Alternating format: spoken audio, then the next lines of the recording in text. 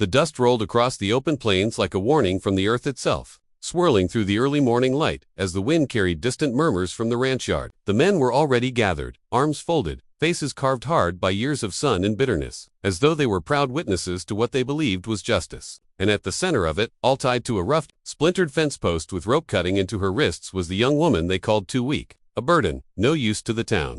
Her name was Lily, though hardly anyone cared to say it. Her dress was torn at the hem, her hair tangled by the night she had spent tied there, and though her body trembled in the cold, her eyes shone with a stubborn, quiet dignity that no insult could crush. They had left her there as punishment, or perhaps, as an example, because, in a harsh land like this, people found it easy to blame the gentle-hearted for the cruelties life dealt them. And just when she thought humiliation had reached its peak, the crowd parted in a low hush, the kind that happens when a shadow bigger than all men arrives. That shadow belonged to Colt Walker, the silent rancher who hardly spoke a dozen words on any given day. He was tall, broad-shouldered, wearing a weathered duster coat dusted with the morning ride, his hat tilted low, hiding eyes that missed nothing. Rumor said he'd been a gunslick in his youth.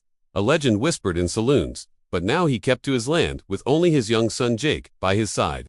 Colt dismounted slowly, as if observing a crime scene he'd seen too many times in his life, and when he looked at Lily, tied and trembling, something in his jaw hardened an anger colder than steel but twice as sharp. "Who did this?" he asked, his voice quiet enough to chill the air. Men shifted uncomfortably. Nobody wanted to be the one to answer because deep down, they knew this wasn't justice, it was cruelty. Finally, the ranch foreman stepped forward. "She's no good, Colt. Too weak to cook, too slow to clean, too soft to be of any use. Always daydreamin', always forgetting her chores. Figured she needed teaching." Colt's gaze flickered to Lily, not with judgment, but with something startlingly gentle, as though he recognized a pain he knew too well. "Untie her," he ordered. When no one moved, he repeated it, lower, colder, "Untied her." This time the ropes came off in a hurry. Lily's knees buckled, but Colt caught her before she fell. She flinched at first. Most men who touched her did so in anger, but Colt's arms were steady, patient, almost protective. "Can you walk?" he asked. She nodded, though she clearly couldn't. Without hesitation, he lifted her into his arms, shocking the crowd. No one carried someone they considered worthless, and certainly no one challenged a whole town to protect a girl they'd decided to discard. But Colt Walker was not the kind of man who bent to crowds.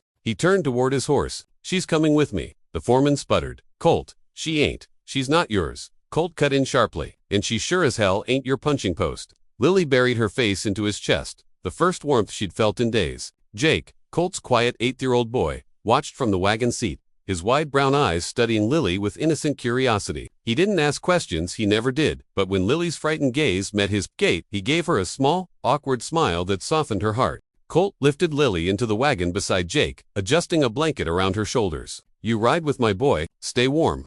As the wagon rolled away, the crowd parted again. Some grumbling, some stunned, some ashamed. They all knew Colt wasn't a man who took in strangers, not since his wife died 5 years ago, leaving him a widower shattered in ways he never spoke of. The long ride back to Colt's ranch was quiet, except for the creaking wheels and Jake's occasional glance at Lily, offering her bits of jerky with shy kindness. Lily tried to speak, to apologize for being a burden, but Colt simply said, "Save your strength." When they arrived, Colt carried her inside the warm, neat cabin. The fire crackled softly, and Jake hurried to bring a cup of water. Lily had never been treated with such care. Every act of kindness felt unreal, but the real shock came when Colt brought out a small tin of salve and knelt beside her, gently tending to the rope burns on her wrist. His large, calloused hands were surprisingly careful, as though he feared hurting her more than she feared anything at all. Why are you helping me?" she whispered. Colt paused, his gaze lowering. "Weak," he muttered, almost to himself. "They said that about someone I loved once." And in that moment, she understood. He wasn't saving her out of pity, he was saving her because he refused to watch another soul be broken, the way his wife had been broken by the world's cruelty. Days turned into weeks. Lily healed slowly, but in that small cabin, she found something she'd never known, a place where her gentleness wasn't a flaw. She tried to help around the ranch, though she worried she'd be scolded for mistakes. But Colt never raised his voice. When she dropped a bucket, he simply picked it up with her. When she burned bread, Jake grinned and ate it anyway. When she apologized for being clumsy, Colt would shake his head and say, "You're learning." And she was. She learned that strength wasn't the absence of softness. It was surviving despite the odds. She learned Jake adored her stories and would sit beside her for hours as she read to him from Colt's old books. She learned that Colt, though he rarely smiled, watched her with quiet admiration when she wasn't looking, as if she brought something warm into a house long left cold. One night, while Lily was sweeping the porch at sunset, Colt stepped out beside her. "You settling in all right?" he asked. She hesitated. "I don't want to be a burden, Colt studied her carefully, then leaned on the railing. Lily, you're not a burden, you're a blessing. Her heart stopped. No one had ever said such words to her. Before she could answer, Jake burst through the door holding a wooden horse he'd whittled for her. Miss Lily, look, it's for you. And Lily realized this small family had given her something priceless, belonging, but trouble came like storms do suddenly and without mercy. The same men who tied her to the fence rode up to Colt's ranch weeks later, claiming Lily back, declaring she owed them for lost labor.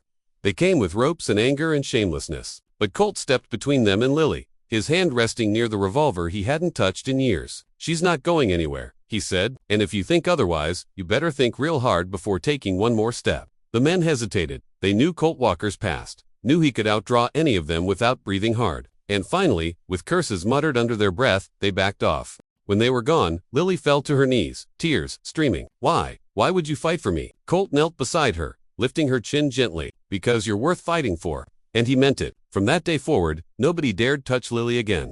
She grew stronger by the day, helping on the ranch, laughing with Jake, and slowly beautifully healing the wounded parts of Colt's heart. In time, the town learned something too. Sometimes the gentlest soul is the strongest one of all, and that strength can change even the hardest man into someone who protects, who loves, who builds a home not from wood and nails, but from compassion. And as their story spread across the prairie, it reminded everyone who heard it that kindness is never weakness. Sometimes it is the greatest force on earth. If this powerful story touched your heart, make sure to subscribe to the channel so you never miss stories of courage, compassion, and the unstoppable strength of the human spirit. Asterisk.